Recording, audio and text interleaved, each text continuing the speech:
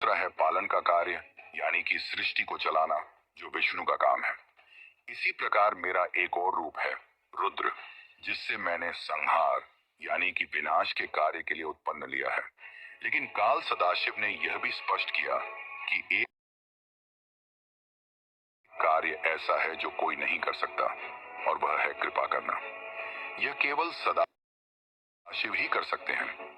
फिर सदाशिव ने कहा, रुद्र मेरे जैसा है, वह मेरे जैसा वस्त्र पहनता है, मेरे जैसा वाहन पर चलता है, और मेरे जैसा अस्त्र शस्त्र रखता है।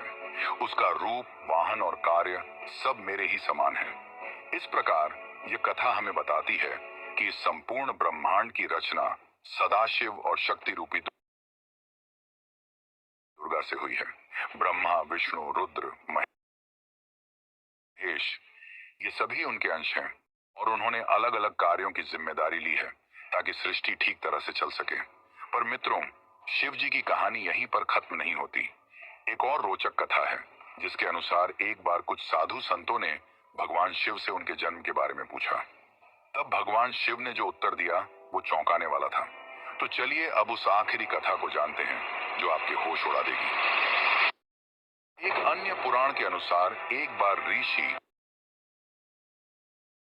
मुनियों में जिज्ञासा जागी कि आखिर भगवान शंकर के पिता कौन हैं।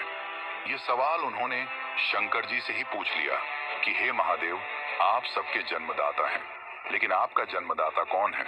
आपके माता पिता का क्या नाम है? इस प्रश्न का उत्तर देते हुए भगवान शिव ने कहा, हे मुनिवर, मेरे जन्मदाता भगवान ब्रह्मा हैं।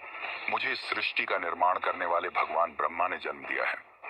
इसके बाद ऋषियों ने एक बार फिर भगवान शंकर से पूछा कि यदि ये आपके पिता हैं तो आपके दादा कौन हुए?